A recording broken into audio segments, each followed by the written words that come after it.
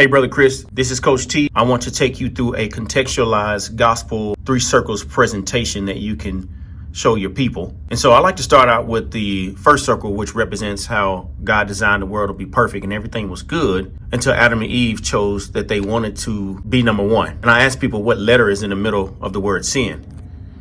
And anytime I do what I want to do instead of what God has prescribed or what God has told me to do, this is where we violate sin. The next circle represents how when we do sin may initially feel good, but it's like taking out a loan. It feels good at the moment, but you're going to have to pay it back with interest. And so when Adam and Eve chose to sin, it led to their brokenness. And when Adam and Eve sinned, they also tried to cover up their brokenness by sowing fig leaves, running from God, hiding from God, blame shifting. That is the way that Adam and Eve tried to cover up their brokenness. Well, the way that humanity tries to cover up their brokenness is running to 4 R's of escape. I call them the bungee cords of escape. And the first thing that men will try to run to is relationships to try to cover up that void. They'll run towards other people to try to find their identity in. The next thing they'll run towards is riches.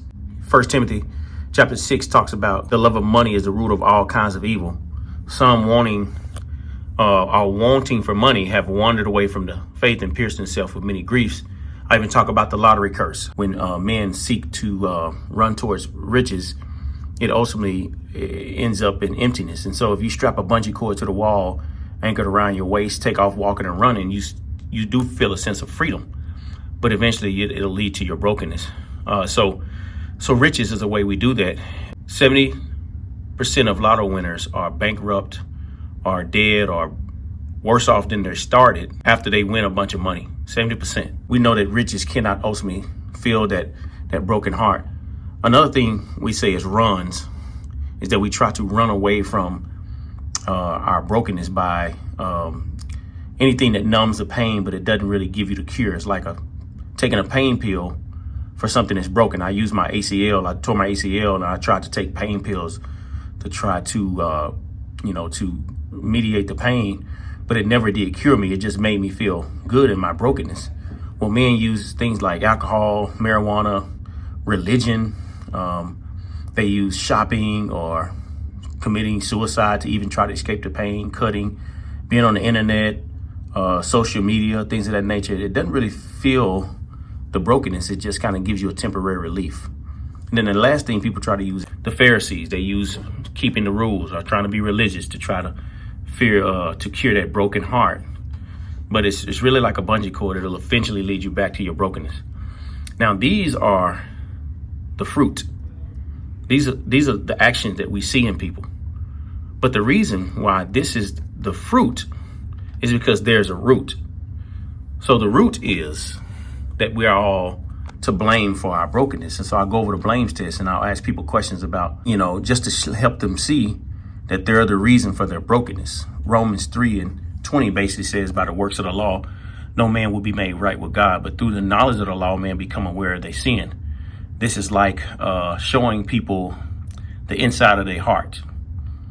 We see the outside of people by these actions, running towards relationships, riches, runs, and religion. But this shows people the inside of why they do what they do and why they run towards these bungee cords to try to fix their brokenness. So and I put a check by them because I just simply ask people questions about to help them discover that they're sinners, not tell them that they're sinners. So the blames test: blasphemy, lying, lies, adultery, murder, exalt, and stealing. And I eventually tell people that the reason why you're broken is because of our sin. Your sin leads you to be an enemy of God, and God ultimately has to give you hell, not because he's a bad judge, it's because he's a good judge. It's like a judge that owes a murderer the death penalty. He's not a bad judge for giving the murder the death penalty. He's a good judge. And so when they discover that they are sinners and what the penalty for sin is, for the wages of sin is death, then we can move on to the next circle here, which talks about Jesus taking the blame and taking hell for humanity. But Jesus paid the fine. The good news is that God loved us enough to send Jesus to take our blame. In order for Jesus to take our blame, we must repent and believe. We must be sorry for what we've done and be willing to turn and believe that he is the sufficient payment for our sin. And then God will make you blameless and take you back to the original design. The last thing I like to tell people is, once a person has heard this message, when a person becomes blameless, well, what we want to do is incorporate making sure that they take Jesus back to the brokenness. This is doing the work of an evangelist. That's 7. I tried to break this down into 7 sections so that people can grasp it a little easier. I start out with God designed the world to be perfect and everything was good until I do what I want to do, which is sin. Adam and Eve did.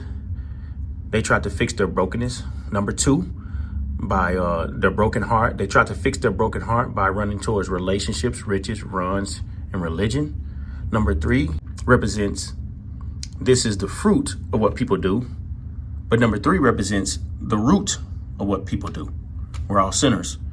Number 4 says that Jesus came and paid the fine, and he took the blame for our sin in order for you to be forgiven, transferring his righteousness to your account and his sin to Jesus' account, where he pays for it. You must repent and you must believe. And when you repent and believe, you're deemed blameless. You're justified. But then we don't only want to stop there. When you're blameless, you want to take Jesus back to the brokenness. And that's the 7 steps of how to train a contextualized 3 circles in our culture. One of the reasons why I think this is a contextualized way to take the message to the culture is that the culture is not concerned about being sinners any longer. They're more focused on being free. And so what the bungee cords do is show them that if they run towards these specific ways to try to fix their brokenness, eventually it's going to end in their brokenness, which basically is slavery, the thing that they think that liberates and saves them. So also, when you look at the culture back 50, 60 years ago, people were more concerned about being good people. But that's not really a critical concern for the culture of the nuns. They can care less about being good people. They just want to be free, and they want to feel like they can chart their own course, destinies of their own fate. And so these bungee cords will show them that they're not as free as they think they are. Now that I have shared the contextualized way of sharing the message of the gospel with the non-culture, which is the religiously unaffiliated, they don't have any religious affiliation. They simply don't believe in anything. They're not atheists.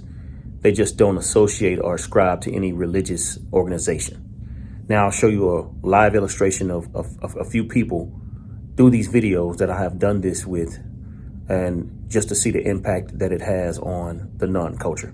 Thank you.